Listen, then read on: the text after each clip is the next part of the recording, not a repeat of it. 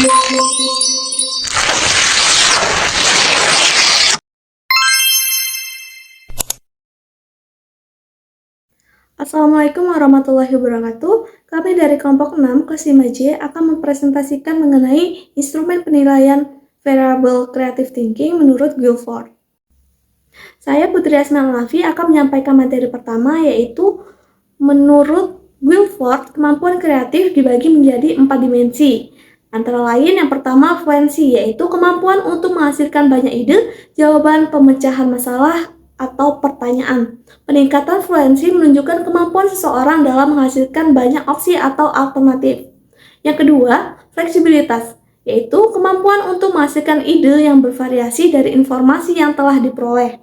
Fleksibilitas berpikir mencerminkan kecakapan dalam melihat suatu masalah dari berbagai sudut pandang atau pendekatan. Lalu yang ketiga, orisinalitas, yaitu kemampuan untuk menghasilkan ide atau gagasan yang baru dan berbeda dari yang sudah ada sebelumnya.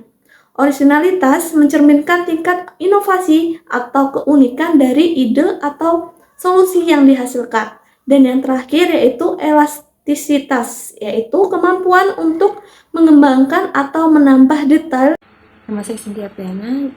Baik, alasan kelompok kami memilih variabel critical thinking ini karena creative thinking ini melibatkan fleksibilitas berpikir yang memungkinkan siswa untuk melihat masalah dari berbagai sudut pandang dan mempertimbangkan berbagai solusi. Ini memperkaya cara mereka berpikir, dan creative thinking ini juga seringkali melibatkan kolaborasi dan pertukaran ide. Untuk memperkuat kemampuan ini tidak hanya mendukung perkembangan secara individual, tapi juga membangun keterampilan sosial yang diperlukan dalam dunia kerja dan kehidupan sehari-hari. Dan juga creative thinking ini memungkinkan siswa untuk mengembangkan kemampuan pemecah masalah inovatif. Ini sangat diperlukan dalam menghadapi tantangan yang mungkin tidak memiliki solusi langsung atau dalam menghadapi situasi baru. Saya Adela Kapitaloka. Di sini saya akan menjelaskan tabel instrumen penilaian. Dikarenakan kelompok kami memilih keterampilan berpikir kreatif, terdapat 4 aspek di dalamnya. Yang pertama ada fluency. Nah, indikatornya yaitu peserta didik mampu mengidentifikasi dan memberikan jawaban kreatif terkait dengan gaya yang mereka alami dalam kehidupan sehari-hari. Jenjang kognitifnya yaitu C4. Yang kedua ada flexibility. Nah, indikatornya yaitu peserta didik mampu mengaplikasikan konsep gaya dalam konteks yang berbeda pada fenomena yang melibatkan benda-benda di sekitar. Jenjang kognitifnya yaitu C3. Yang ketiga ada originality. Nah, indikatornya yaitu peserta didik dapat menguraikan jawaban kreatif terkait dengan penerapan konsep gaya dalam kehidupan sehari-hari. Jenjang kognitifnya yaitu C4. Yang terakhir yaitu ada elaboration. Nah, elaboration ini indikatornya yaitu peserta didik mampu merancang alat sederhana yang berkaitan dengan gaya menggunakan benda-benda di sekitar lingkungan. Jenjang kognitifnya yaitu C6. Baik, di sini saya Alvina Damayanti akan menjelaskan kisi-kisi soal yang telah kelompok kami buat berdasarkan tabel instrumen penilaian. Jadi untuk soal nomor 1 dan 2 itu kisi-kisinya peserta didik dapat menyebutkan gaya yang mereka alami dalam kehidupan sehari-hari. Kemudian untuk soal nomor 3 dan 4 itu peserta didik dapat menjelaskan gaya pegas, gaya dorong, dan gaya gravitasi yang bekerja pada benda-benda yang berbeda. Selanjutnya, untuk soal nomor 5 dan 6, peserta didik dapat menjelaskan peristiwa secara kreatif yang berkaitan dengan gaya dalam kehidupan sehari-hari.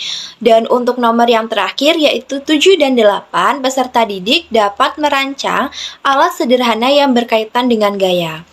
Saya Firdausani Aulia, jadi di sini kami menyediakan QR code yang bisa teman-teman scan yang berisi 8 soal.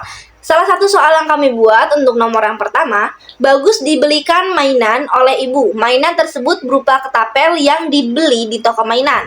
Bagus ingin mengambil buah mangga dengan ketapel yang ia miliki. Ketapel tersebut dapat melesat dan tepat mengenai mangga. Gaya apa yang mempengaruhi ketapel tersebut sehingga bisa mengenai mangga dengan tepat sasaran? Dan untuk nomor yang kedua, Andi bersama dengan teman-teman bermain sepak bola di lapangan dekat rumahnya. Andi menendang bola ke arah gawang dan berhasil mencetak poin. Mengapa bola tersebut bisa menggelinding dan bergerak ke arah gawang? Apakah ada gaya yang mempengaruhinya? Baik, sebelumnya izin memperkenalkan diri, saya Eka Septiana Putri akan melanjutkan materi terkait dengan rubrik penilaian. Nah, rubrik penilaian itu merupakan sebuah instrumen penilaian yang digunakan untuk mengukur kemampuan siswa. Biasanya rubrik penilaian ini dituangkan dalam bentuk tabel. Nah, dalam tabel biasanya itu terdapat nomor soal, kemudian bobot soal, kemudian penskoran, dan yang terakhir itu nilai akhir. Nah, nomor soal ini itu tergantung banyaknya soal yang akan diujikan. Sementara untuk bobot soal kami mengambil tiap satu soal itu dengan bobot 4. Nah, untuk skor, siswa akan mendapatkan skor 1 apabila belum mampu menjawab pertanyaan dengan benar. Kemudian siswa akan mendapatkan skor 2 apabila mampu menjawab pertanyaan dengan cukup baik, dan siswa akan mendapatkan skor 3 apabila mampu menjawab pertanyaan dengan baik dan benar, dan yang terakhir siswa akan mendapatkan skor 4 apabila mampu menjawab pertanyaan dengan benar dan tepat. Nah, untuk mencari nilai akhir itu dapat menggunakan rumus nilai sama dengan total skor perolehan dibagi total skor maksimum dikali 100. Nah, jadi apabila siswa tersebut menjawab satu soal mendapatkan skor 4, artinya siswa itu sudah mampu menjawab pertanyaan dengan benar dan tepat. Sehingga apabila siswa menjawab semua soal dengan benar dan tepat, 4, jika soalnya itu 8, maka nilai akhir siswa itu adalah 32, sehingga untuk menentukan nilai skor akhir itu adalah nilai sama dengan 32 dibagi 32 dikali 100. Artinya 32 dibagi 32 itu 1 dan dikali 100, sehingga skor akhir yang siswa dapatkan adalah 100. Cukup sekian presentasi dari kami ucapkan terima kasih. Kami akhiri. Wassalamualaikum warahmatullahi wabarakatuh.